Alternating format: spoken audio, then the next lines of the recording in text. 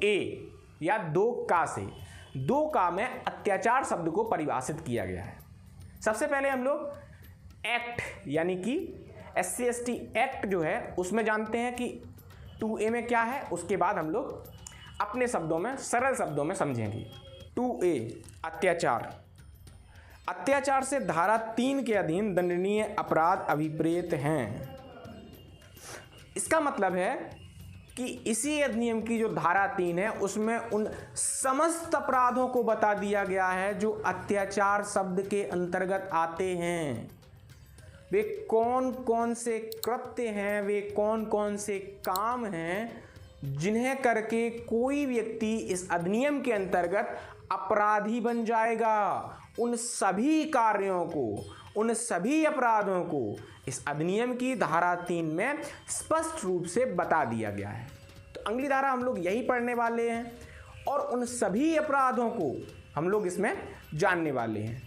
2B संहिता शब्द को परिभाषित करती है। वेयर एक्ट में संहिता से दंड प्रक्रिया संहिता 1973 1974 का 2 अभिप्रेत है। सेक्शन 2B स्पष्ट रूप से कहता है कि अगर कहीं भी संहिता शब्द का प्रयोग किया जाए तो उसका मतलब होगा क्रिमिनल प्रोसीजर कोड 1973। दंड प्रक्रिया संहिता 1973 है, वही संहिता शब्द के अंतर्गत मानी जाएगी। अगली धारा है 2BB। 2BB आश्रित शब्द को परिभाषित करते हुए कहती है, आश्रित से पीड़ित का ऐसा पति या पत्नी, बालक, माता पिता, भाई और बहन जो ऐसे पीड़ित पर अपनी सहायता और भरण पोषण के लिए पूर्णतः या मुख्यतः आश्रित हैं। आश्रित के अंतर्गत पीड़ित व्यक्ति यानी कि जिस व्यक्ति के साथ इस अधिनियम के अंतर्गत अपराध किया गया है, उसकी पत्नी, उसके बच्चे, उसके माता पिता और उसके भाई बहन, ये सभी व्यक्ति उस पीड़ित व्यक्ति के आश्रित माने जाएंगे जो उस पर आर्थिक रूप से अपनी सहायता और भरण पोषण के लिए आश्रित, पूर्णतः या अंशतः आश्रित हैं। ये हो गई आश्रित शब्द की परिभाषा। 2 शब्द आर्थिक बहिष्कार शब्द को परिभाषित करती है कि कब माना जाएगा कि किसी SC/ST समुदाय के व्यक्ति का आर्थिक बहिष्कार किया गया है। यह परिभाषा कहती है, आर्थिक बहिष्कार से निम्नलिखित अभिप्रेत हैं।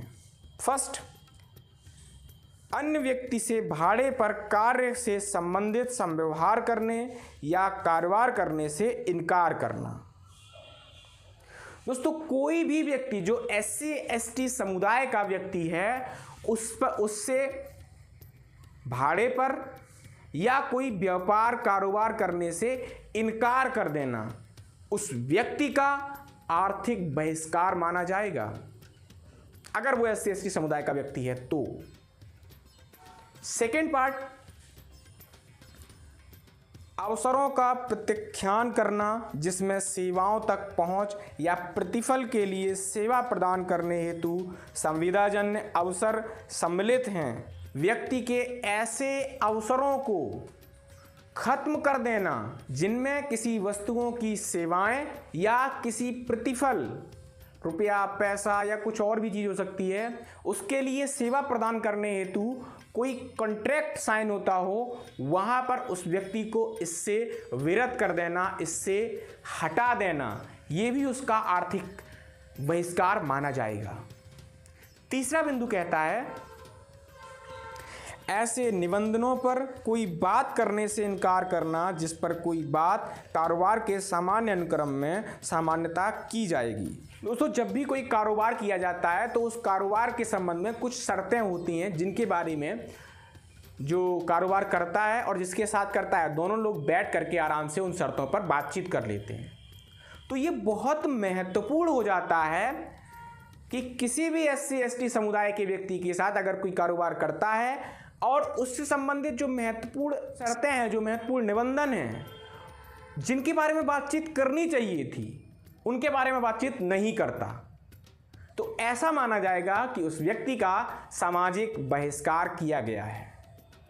इसके बाद चौथा पॉइंट है ऐसे वृत्तिक या कारोबार संबंधों से प्रवृत्त रहना जो किसी अन्य व्यक्ति से रखे जाएं।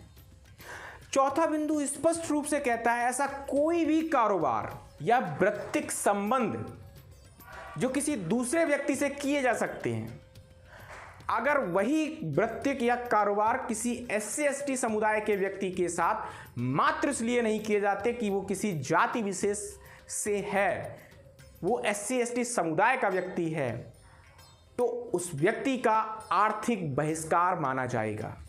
तो ये 4 तरीके बताए गए हैं 2B/C में कि इन 4 तरीकों से किसी भी SC/ST समुदाय के व्यक्ति का आर्थिक बहिष्कार किया जा सकता है।